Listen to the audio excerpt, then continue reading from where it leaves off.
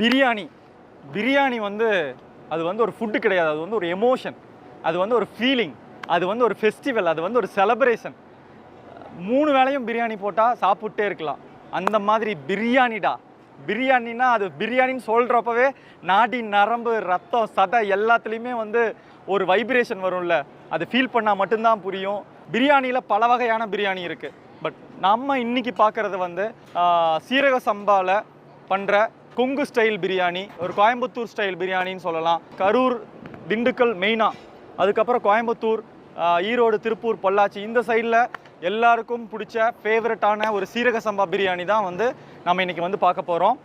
இது ப்ராசஸாக பார்த்தீங்கன்னா, இது 50 கிலோ அரிசி போடுறோம் அப்படின்னா அதில் ஒவ்வொரு 50 கிலோவுக்கும் மெஷர்மெண்ட் பக்காவாக இருக்கும். அதாவது ஆயில் முதற்கொண்டு, நெய் முதற்கொண்டு, இஞ்சி பூண்டு பேஸ்ட்டு, பச்சை மிளகா, பெரிய வெங்காயம், தக்காளி,